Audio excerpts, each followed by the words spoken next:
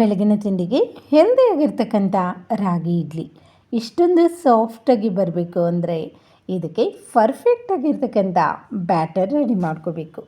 ಅಷ್ಟೇ ಅಲ್ಲ, ಇಡ್ಲಿ ಜೊತೆ ಟೇಸ್ಟಿಯಾಗಿರ್ತಕ್ಕಂಥ ಕೊಬ್ಬರಿ ಚಟ್ನಿ ಇದೆಲ್ಲ ನೀವು ರೆಡಿ ಮಾಡ್ಕೋಬೇಕು ಅಂದರೆ ವಿಡಿಯೋ ಕೊನೆ ತನಕ ನೋಡಲೇಬೇಕು. ಆರೋಗ್ಯದಾಯಕವಾಗಿರ್ತಕ್ಕಂಥ ರಾಗಿ ಇಡ್ಲಿನ ಯಾವ ರೀತಿ ರೆಡಿ ಮಾಡ್ಕೊಳ್ಳೋದು ಅನ್ನೋದನ್ನು ನೋಡೋಣ. ಮೊದಲಿಗೆ ಬ್ಯಾಟರನ್ನು ರೆಡಿ ಮಾಡ್ಕೋಬೇಕು. ಈ ರೀತಿ ಬ್ಯಾಟರ್ ಬಂದ್ರೇ ಇಡ್ಲಿ ಸಾಫ್ಟಾಗಿ ತುಂಬ ಚೆನ್ನಾಗಿ ಬರುತ್ತೆ, ಸ್ಪಾಂಜಿಯಾಗಿ. ಇಷ್ಟೊಂದು ಚೆನ್ನಾಗಿ ಬ್ಯಾಟರ್ ಒದಗಿ ಬರಬೇಕು ಅಂದರೆ ಯಾವ ಮೆಜರ್ಮೆಂಟಲ್ಲಿ ನಾವು ಇದನ್ನು ರೆಡಿ ಮಾಡ್ಕೋಬೇಕು ಅನ್ನೋದನ್ನು ಹೇಳ್ಕೊಟ್ಟಿದ್ದೀನಿ. ವಿಡಿಯೋ ಕೊನೆ ತನಕ ನೋಡಲೇಬೇಕು ಅದನ್ನು ತಿಳ್ಕೋಬೇಕು ಅಂದರೆ. ಇವಾಗ ಇದಕ್ಕೆ ಸ್ವಲ್ಪ ಉಪ್ಪನ್ನು ಸೇರಿಸ್ಕೊಳ್ಳೋಣ. ಜೊತೆಗೆ ಉಗುರು ಬೆಚ್ಚಗಿರ್ತಕ್ಕಂಥ ಸ್ವಲ್ಪ ನೀರನ್ನು ಸೇರಿಸ್ಕೊಂಡು ಇಡ್ಲಿ ಬ್ಯಾಟರ್ ಅದಕ್ಕೆ ಇದನ್ನು ಚೆನ್ನಾಗಿ ಕಲಿಸ್ಕೊಳ್ಳೋಣ. ಸ್ವಲ್ಪ ಉಗುರು ಬೆಚ್ಚಗಿರ್ತಕ್ಕಂಥ ನೀರನ್ನು ಸೇರಿಸೋದ್ರಿಂದ ಹಿಟ್ಟು ಚೆನ್ನಾಗಿ ಉದುಗಿ ಬರುತ್ತೆ. ತುಂಬ ಬಿಸಿ ಇರಬಾರ್ದು ನೀರು. ಈ ಕನ್ಸಿಸ್ಟೆನ್ಸಿಗೆ ಇದನ್ನು ಚೆನ್ನಾಗಿ ಮಿಕ್ಸ್ ಮಾಡ್ಕೋಬೇಕು. ಬ್ಯಾಟರು ರೆಡಿಯಾಗಿದೆ. ಇದನ್ನು ಪಕ್ಕಕ್ಕೆ ಇಟ್ಕೊಳ್ಳೋಣ. ಇಡ್ಲಿ ಪಾತ್ರೆನ ತಗೊಳ್ಳೋಣ. ಇಡ್ಲಿ ಪ್ಲೇಟ್ಗೆ ಸ್ವಲ್ಪ ಎಣ್ಣೆನ ಸವರ್ಕೊಳ್ಳೋಣ. ಸ್ವಲ್ಪ ಎಣ್ಣೆ ಆದರೆ ಸಾಕಾಗುತ್ತೆ. ಎಲ್ಲ ಪ್ಲೇಟ್ಸ್ಗೂ ನಾವು ಎಣ್ಣೆನ ಸವರ್ಕೊಂಡು ಬ್ಯಾಟರನ್ನು ಹಾಕ್ಕೊಳ್ಳೋಣ. ಇಡ್ಲಿ ಹಾಕ್ಕೊಳ್ಳೋವಾಗ ಫುಲ್ಲು ಹಾಕ್ಕೊಳ್ಳೋಕ್ಕೆ ಹೋಗಬಾರ್ದು. ಮುಕ್ಕಲಷ್ಟು ಪ್ಲೇಟ್ಗೆ ಸೇರಿಸ್ಕೊಂಡ್ರೆ ಅದು ಇಡ್ಲಿ ಉಬ್ಬುತ್ತಲ್ವ. ಅದರಿಂದ ಮುಕ್ಕಲಷ್ಟು ಪ್ಲೇಟ್ಗೆ ಸೇರಿಸ್ಕೊಂಡು ನಾವು ಇಡ್ಲಿನ ರೆಡಿ ಮಾಡ್ಕೊಳ್ಳೋಣ. ಇಡ್ಲಿ ಪಾತ್ರೆಯಲ್ಲಿ ನೀರನ್ನು ಕುದಿಯೋಕ್ಕಿಟ್ಟಿದ್ದೀನಿ. ಇವಾಗ ನಾವು ಇದನ್ನು ಇಡ್ಲಿ ಪಾತ್ರೆಯಲ್ಲಿ ಕೇರ್ಫುಲ್ಲಾಗಿ ಇಟ್ಟು ಮುಚ್ಚಳ ಮುಚ್ಚಿ 10 ನಿಮಿಷಗಳ ಕಾಲ ಚೆನ್ನಾಗಿ ಬೇಯಿಸ್ಕೊಳ್ಳೋಣ. ಈ ಹೆಲ್ದಿಯಾಗಿರ್ತಕ್ಕಂಥ ರಾಗಿ ಇಡ್ಲಿ ಶುಗರ್ ಇರೋರಿಗಂತೂ ಸೂಪರ್ ಬ್ರೇಕ್ಫಾಸ್ಟ್ ಅಂತ ಹೇಳಬಹುದು. ಒಂದು 10 ನಿಮಿಷ ಆಗಿದೆ. ಇದು ಚೆನ್ನಾಗಿ ಬೆಂದಿದೆ. ಸ್ವಲ್ಪ ನೀರನ್ನು ತಣ್ಣೀರಿಂದ ಕೈಯನ್ನು ತೇವ ಮಾಡಿಕೊಂಡು ಇಡ್ಲಿನ ಮುಟ್ಟಿ ನೋಡಿದ್ರೆ ಅದು ಕೈಗಂಟೋದಿಲ್ಲ. ಇಡ್ಲಿ ರೆಡಿಯಾಗಿದೆ. ಇದಕ್ಕೆ ಸೂಪರ್ ಕಾಂಬಿನೇಷನ್ ಆಗಿರ್ತಕ್ಕಂಥ ತೆಂಗಿನಕಾಯಿ ಚಟ್ನಿನ ರೆಡಿ ಮಾಡ್ಕೊಳ್ಳೋಣ. ತೆಂಗಿನಕಾಯಿಯನ್ನು ಹೊಡ್ಕೊಳ್ಳುವಾಗ ಅದಕ್ಕೆ ನ್ಯಾಚುರಲ್ ಆಗಿ ತೆಂಗಿನಕಾಯಿಗೆ 3 ಗೆರೆ ಬಂದಿರುತ್ತೆ. ಗೆರೆಗೆ ಗ್ಯಾಪು ಯಾವುದು ಜಾಸ್ತಿ ಬಂದಿರುತ್ತೋ ಅಲ್ಲಿಗೆ ಹೊಡೆದ್ರೆ ತೆಂಗಿನಕಾಯಿ ಪರ್ಫೆಕ್ಟಾಗಿ ಮಾಡ್ಕೊಳ್ಳುತ್ತೆ. ಇವಾಗ 1 ಚಿಪ್ಪಷ್ಟು ತೆಂಗಿನಕಾಯಿಯನ್ನು ಸಣ್ಣಗೆ ಪೀಸ್ ಮಾಡಿ ತಗೊಂಡಿದ್ದೀನಿ. ಅದನ್ನು ಸೇರಿಸ್ಕೊಂಡು ಅದರ ಜೊತೆ ಸ್ವಲ್ಪ ಈರುಳ್ಳಿ, 5ರಿಂದ 6 ಬೆಳ್ಳುಳ್ಳಿ ಎಸಳು, ಖಾರಕ್ಕೆ ಅನುಗುಣವಾಗಿ ಹಸಿಮೆಣ್ಸಿನ್ಕಾಯಿ, ಒಣಮೆಣ್ಸಿನ್ಕಾಯಿ 2 ಸೇರಿಸ್ಕೊತಾ ಇದ್ದೀನಿ. 2 ಹಸಿಮೆಣ್ಸಿನ್ಕಾಯಿ, 2 ಒಣಮೆಣ್ಸಿನ್ಕಾಯಿ, ಜೊತೆಗೆ ಸ್ವಲ್ಪ ಹುಣಸೆಹಣ್ಣು, ಜೀರಿಗೆ, ಹಾಗೆ ರುಚಿಗೆ ತಕ್ಕಷ್ಟು ಉಪ್ಪು. ತೆಂಗಿನಕಾಯಿ ಚಟ್ನಿ ಪರ್ಫೆಕ್ಟಾಗಿ ಬರಬೇಕು ಅಂದರೆ ಈ ಸೀಕ್ರೆಟ್ ಇಂಗ್ರೀಡಿಯೆಂಟನ್ನು ಸೇರಿಸ್ಕೊಳ್ಳಿ. ಹುರಿಗಡಲೆನ ಸ್ವಲ್ಪ ಸೇರಿಸ್ಕೊಳ್ಳೋದ್ರಿಂದ ತೆಂಗಿನಕಾಯಿ ಚಟ್ನಿ ನೀರಾಗೋದಿಲ್ಲ. ಆರಿದಾದ ನಂತರ ಕಂಪಲ್ಸರಿಯಾಗಿ ಹುರಿಗಡಲೆನ ಸೇರಿಸ್ಕೊಂಡು ಇದನ್ನು ಚೆನ್ನಾಗಿ ಪುಡಿ ಮಾಡ್ಕೊಬರೋಣ. ನಂತರ ಇದಕ್ಕೆ ಕೊತ್ತಂಬರಿನ ಸೇರಿಸ್ಕೊಂಡು ಸ್ವಲ್ಪ ನೀರನ್ನು ಸೇರಿಸ್ಕೊಂಡು ಇದನ್ನು ಚೆನ್ನಾಗಿ ರುಬ್ಕೊಬರೋಣ. ಟೇಸ್ಟಿಯಾಗಿರ್ತಕ್ಕಂಥ ಕೊಬ್ಬರಿ ಚಟ್ನಿ ರೆಡಿಯಾಗಿದೆ. ಇದಕ್ಕೆ ಒಗ್ಗರಣೆನೂ ಸಹ ರೆಡಿ ಮಾಡ್ಕೋಬಹುದು. ಹುರಿಗಡಲೆನ ಸೇರಿಸಿ ಮಾಡಿರೋದ್ರಿಂದ ಕೊಬ್ಬರಿ ಚಟ್ನಿ ನೋಡಿ ಇಷ್ಟೊಂದು ಪರ್ಫೆಕ್ಟಾಗಿ ಬಂದಿದೆ. ಇದು ನೀರೆಲ್ಲ ಬಿಟ್ಕೊಳ್ಳೋದಿಲ್ಲ. ತುಂಬ ಪರ್ಫೆಕ್ಟಾಗಿ ತುಂಬ ಚೆನ್ನಾಗಿರುತ್ತೆ. ಇಡ್ಲಿನೂ ಬೆಂದಾಗಿದೆ ನೋಡಿ, ಇಷ್ಟೊಂದು ಚೆನ್ನಾಗಿ ಉಬ್ಬಿ ಬಂದಿದೆ ಇಡ್ಲಿ.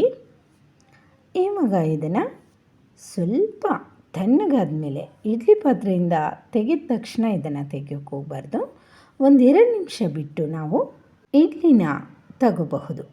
ಸಾಫ್ಟಾಗಿ ತುಂಬ ಚೆನ್ನಾಗಿ ಬಂದಿರುತ್ತೆ. ಪ್ರತಿಯೊಬ್ಬರಿಗೂ ಸಹ ಇಷ್ಟ ಆಗುತ್ತೆ. ನಾರ್ಮಲಾಗಿ ಯಾವಾಗೂ ನಾವು ಮನೆಯಲ್ಲಿ ಇಡ್ಲಿ ಮಾಡ್ತಾಯಿರ್ತೀವಿ, ಅಕ್ಕಿ ಇಡ್ಲಿ. ಹೆಲ್ದಿ ಆಗಿರ್ತಕ್ಕಂಥ ಬ್ರೇಕ್ಫಾಸ್ಟನ್ನು ಮಾಡಿಕೊಡೋದ್ರಿಂದ ಆರೋಗ್ಯಕ್ಕೂ ಸಹ ತುಂಬ ಒಳ್ಳೆಯದಲ್ವ. ರಾಗಿನ ಸೇರಿಸಿ ಮಾಡೋದ್ರಿಂದ ರಾಗಿಯಲ್ಲಿ ಯಥೇಚ್ಛವಾಗಿ ಕ್ಯಾಲ್ಶಿಯಂ ಇರುತ್ತೆ. ಸುಮಾರು ಜನ ಮಕ್ಕಳು ಮುದ್ದೆ ತಿನ್ನೋದಕ್ಕೆ ಇಷ್ಟಪಡಲ್ಲ. ಅಂಥವ್ರಿಗೆ ಈ ರೀತಿ ರಾಗಿ ಇಡ್ಲಿನ ಮಾಡಿಕೊಡ್ಬಹುದು. ಇವಾಗ ಹೆಲ್ದಿಯಾಗಿರ್ತಕ್ಕಂಥ ರಾಗಿ ಇಡ್ಲಿ ಜೊತೆಗೆ ಟೇಸ್ಟಿಯಾಗಿರ್ತಕ್ಕಂಥ ಕೊಬ್ಬರಿ ಚಟ್ನಿ ತುಂಬ ಸಾಫ್ಟಾಗಿ ಪರ್ಫೆಕ್ಟಾಗಿ ಬಂದಿತ್ತು. ಇಡ್ಲಿ ಅಂತೂ ಒಳಗಡೆ ಎಲ್ಲ ಚೆನ್ನಾಗಿ ಬೆಂದಿರುತ್ತೆ. ನಾರ್ಮಲಾಗಿ ನಾವು ಅಕ್ಕಿ ಇಡ್ಲಿನ ಯಾವ ರೀತಿ ಮಾಡ್ತೀವೋ ಅದೇ ರೀತಿ ಇರುತ್ತೆ. ಟೇಸ್ಟ್ ಅಂತೂ ಅಮೇಝಿಂಗ್ ಆಗಿರುತ್ತೆ. ಹೆಲ್ತ್ಗೂ ಸಹ ತುಂಬ ಒಳ್ಳೆಯದು. ಇದ್ರ ಜೊತೆ ಕೊಬ್ಬರಿ ಚಟ್ನಿ ಅಂತೂ ಟೇಸ್ಟು ತುಂಬ ಚೆನ್ನಾಗಿರುತ್ತೆ. ಇಷ್ಟೊಂದು ಪರ್ಫೆಕ್ಟ್ ಆಗಿರ್ತಕ್ಕಂಥ ರಾಗಿ ಇಡ್ಲಿನ ರೆಡಿ ಮಾಡ್ಕೋಬೇಕು ಅಂದರೆ ಯಾವ ರೀತಿ ನಾವು ಬ್ಯಾಟರನ್ನು ರೆಡಿ ಮಾಡ್ಕೋಬೇಕು ಅನ್ನೋದನ್ನು ನೋಡೋಣ ಬನ್ನಿ. 1 ಬಟ್ಲಷ್ಟು ಅನ್ಪಾಲಿಶ್ಡ್ ರೈಸನ್ನು ತಗೊಂಡಿದ್ದೀನಿ. ಅದರ ಜೊತೆಗೆ 1 ಬಟ್ಲಷ್ಟು ರಾಗಿನ ತಗೊತಾ ಇದ್ದೀನಿ. 1 ಬಟ್ಲಷ್ಟು ರಾಗಿ, 1 ಬಟ್ಲಷ್ಟು ಅಕ್ಕಿಗೆ 1 ಬಟ್ಲಷ್ಟು ಉದ್ದಿನಬೇಳೆ, 1 ಸ್ಪೂನಷ್ಟು ಮೆಂತಿ, ಈ ಮೂರನ್ನು ಸೇರಿಸಿ ಚೆನ್ನಾಗಿ ಮಿಕ್ಸ್ ಮಾಡ್ಕೊಳ್ಳೋಣ. ಮೊದಲಿಗೆ ಈ ರೀತಿ ಮಿಕ್ಸ್ ಮಾಡ್ಕೊಂಡ ನಂತರ 2ರಿಂದ 3 ಸತಿ ಇದನ್ನು ಚೆನ್ನಾಗಿ ತೊಳ್ಕೊಬರೋಣ. ಅಕ್ಕಿ ಜೊತೆ ರಾಗಿನ ಸೇರಿಸೋದ್ರಿಂದ ನಾವು ರುಬ್ಕೊಳ್ಳೋವಾಗ ತುಂಬ ಚೆನ್ನಾಗಿ ಬರುತ್ತೆ ಬ್ಯಾಟರು. ಬರೀ ರಾಗಿ ಸೇರಿಸಿದ್ರೆ ಅಷ್ಟೊಂದು ಚೆನ್ನಾಗಿ ಬರೋದಿಲ್ಲ. ಅನ್ಪಾಲಿಶ್ಡ್ ರೈಸನ್ನು ಸೇರಿಸಿದ್ರೆ ಹೆಲ್ತ್ಗೂ ಸಹ ತುಂಬ ಒಳ್ಳೆಯದು. ಇದನ್ನು 2ರಿಂದ 3 ಸತಿ ತೊಳ್ಕೊಬಂದು ಶುದ್ಧವಾದ ನೀರನ್ನು ಸೇರಿಸಿ 7ರಿಂದ 8 ಗಂಟೆಗಳ ಕಾಲ ಇದನ್ನು ನೆನೆಯೋಕ್ಕೆ ಬಿಡೋಣ. ಇದರ ಜೊತೆಗೆ ಅದೇ ಕಪ್ಪಲ್ಲಿ 1/4 ಕಪ್ಪಷ್ಟು ಅವಲಕ್ಕಿನ ತಗೊಂಡಿದ್ದೀನಿ. ಗಟ್ಟಿ ಅವಲಕ್ಕಿನ ತಗೊಂಡಿದ್ದೀನಿ. ಇದನ್ನು ಶುದ್ಧ ಮಾಡಿ ಇದನ್ನು 2ರಿಂದ 3 ಸತಿ ತೊಳೆದು ಶುದ್ಧ ನೀರನ್ನು ಸೇರಿಸಿ ಇದನ್ನು ಸಹ ನೆನೆಯೋಕ್ಕೆ ಬಿಡೋಣ. ನಾವಿನ್ನೇನು ಒಂದು 1/2 ಅವರಲ್ಲಿ ಬ್ಯಾಟರನ್ನು ರುಬ್ಕೊತೀವಿ ಅನ್ನೋವಾಗ ಇದನ್ನು ನೆನೆಸ್ಕೊಂಡ್ರೆ ಸಾಕಾಗತ್ತೆ. ಇವಾಗ ಇದೆಲ್ಲ ಚೆನ್ನಾಗಿ ನೆಂದಿದೆ. ನಾನಿಲ್ಲಿ ಗ್ರೈಂಡರ್ಗೆ ಸೇರಿಸಿ ರುಬ್ಕೊತಾ ಇದ್ದೀನಿ. ಇದನ್ನು ಮಿಕ್ಸಿ ಜಾರ್ಗೂ ಸೇರಿಸ್ಕೊಂಡು ರುಬ್ಕೋಬಹುದು. ರಾಗಿ ಅರಿಯೋದು ಸ್ವಲ್ಪ ನಿಧಾನ ಆಗುತ್ತೆ. ಆದ್ದರಿಂದ ಸಣ್ಣ ಮಿಕ್ಸಿ ಜಾರ್ಗೆ ಸೇರಿಸಿ ಚೆನ್ನಾಗಿ ಇದನ್ನು ರುಬ್ಕೋಬೇಕು. ಇದಕ್ಕೆ ಸ್ವಲ್ಪ ನೀರನ್ನು ಸೇರಿಸ್ಕೊಂಡು ನಾವು ಇಡ್ಲಿ ಬ್ಯಾಟರನ್ನು ಯಾವ ರೀತಿ ರುಬ್ಕೊತೀರೋ ಗಟ್ಟಿಯಾಗಿ, ಜಾಸ್ತಿ ನೀರನ್ನು ಸೇರಿಸೋಕ್ಕೆ ಹೋಗಬಾರ್ದು. ಈ ರೀತಿ ನುಣ್ಣಗೆ ಇದನ್ನು ರುಬ್ಕೊತಾ ಇದ್ದೀನಿ. ಗ್ರೈಂಡರ್ಗೆ ಸೇರಿಸಿರೋದ್ರಿಂದ ಮೆತ್ತಗೆ ರಾಗಿ ಎಲ್ಲ ಚೆನ್ನಾಗಿ ನಾವು ರುಬ್ಕೋಬಹುದು. ಇದೆಲ್ಲ ತೆಗೆದು ಒಂದು ಬಟ್ಲಿಗೆ ಸೇರಿಸ್ಕೊಳ್ಳೋಣ. ಇದು ಸೇರಿಸ್ಕೊಂಡ ನಂತರ ನಾವು ಇದನ್ನು ಚೆನ್ನಾಗಿ ಮಿಕ್ಸ್ ಮಾಡ್ಕೋಬೇಕು. ಕೈಯಿಂದ ಸಹ ಇದನ್ನು ಮಿಕ್ಸ್ ಮಾಡ್ಕೋಬಹುದು. ನಾನಿಲ್ಲಿ ಸ್ಪೂನಿಂದ ಚೆನ್ನಾಗಿ ಕಲಸಿ ಇದನ್ನು ಮಿಕ್ಸ್ ಮಾಡ್ಕೊತಾ ಇದ್ದೀನಿ. ಈ ರೀತಿ ಮಾಡೋದ್ರಿಂದ ಹಿಟ್ಟು ಚೆನ್ನಾಗಿ ಒದಗಿ ಬರುತ್ತೆ. ಇವಾಗ ಇದ್ರ ಮೇಲೆ ಒಂದು ಪ್ಲೇಟನ್ನು ಮುಚ್ಚಿ ಇಡೀ ರಾತ್ರಿ ಇದನ್ನು ಹಾಗೆ ಬಿಡೋಣ. ಬೆಳಗ್ಗೆದ್ದು ನೋಡೋಣ ಹೇಗೆ ಬಂದಿದೆ ಅಂತ. ಎಷ್ಟು ಚೆನ್ನಾಗಿ ಒದಗಿ ಬಂದಿತ್ತು ಅಂದರೆ ಸೂಪರಾಗಿ ಬಂದಿದೆ. ನಾನು ಹೇಳ್ಕೊಟ್ಟಂಥ ಮೆಜರ್ಮೆಂಟನ್ನು ಫಾಲೋ ಮಾಡಿ ನೀವು ಇಡ್ಲಿ ಬ್ಯಾಟರನ್ನು ರೆಡಿ ಮಾಡಿಕೊಂಡ್ರೆ ಪರ್ಫೆಕ್ಟಾಗಿ ಇಡ್ಲಿ ರೆಡಿ ಮಾಡ್ಕೋಬಹುದು.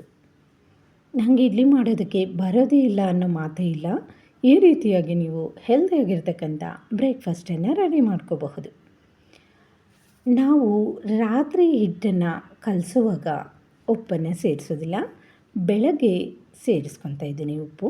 ಜೊತೆಗೆ ಸ್ವಲ್ಪ ಉಗುರು ಬೆಚ್ಚ ನೀರನ್ನು ಸೇರಿಸ್ಕೊಂಡು ಚೆನ್ನಾಗಿ ಇದನ್ನು ಮಿಕ್ಸ್ ಮಾಡ್ಕೋಬೇಕು. ತುಂಬ ಪರ್ಫೆಕ್ಟಾಗಿ ಇಡ್ಲಿ ಬರುತ್ತೆ. ಇದರ ಮೇಲೆ ಒಂದು ಪ್ಲೇಟ್ ಮುಚ್ಚಿ ಸ್ವಲ್ಪ ಹೊತ್ತು ಪಕ್ಕಕ್ಕೆ ಬಿಟ್ಟು ನಂತರ ನಾವು ಇಡ್ಲಿನ ಮಾಡ್ಕೋಬಹುದು. ವೀಕ್ಷಕರೇ, ಇದಾಗಿತ್ತು ಇವತ್ತಿನ ವಿಡಿಯೋ. ಈ ರಾಗಿ ಇಡ್ಲಿ ರೆಸಿಪಿ ನಿಮಗೆ ಏನಾದರೂ ಇಷ್ಟ ಆಗಿದ್ದರೆ, ಯಾರೆಲ್ಲ ಫಸ್ಟ್ ಟೈಮ್ ನನ್ನ ಚಾನಲನ್ನು ನೋಡ್ತಾ ಇದ್ದೀರಾ ಪ್ಲೀಸ್ ಸಬ್ಸ್ಕ್ರೈಬ್ ಮಾಡಿಕೊಂಡು ಸಪೋರ್ಟ್ ಮಾಡಿ. ಇನ್ನಷ್ಟು ಹೊಸ ರೆಸಿಪಿಗಳೊಟ್ಟಿಗೆ ನಿಮ್ಮೊಂದಿಗೆ ಬರ್ತೀನಿ. ರಾಗಿ ದೋಸೆ ರೆಸಿಪಿನೂ ಸಹ ಅಪ್ಲೋಡ್ ಮಾಡಿದ್ದೀನಿ. ಅದನ್ನು ಸಹ ಡಿಸ್ಕ್ರಿಪ್ಷನಲ್ಲಿ ಲಿಂಕ್ ಕೊಟ್ಟಿರ್ತೀನಿ. ಯಾರಿಗಾದರೂ ಇಷ್ಟ ಆಗಿದ್ದರೆ ಹೋಗಿ ನೋಡಬಹುದು. Thank you for watching.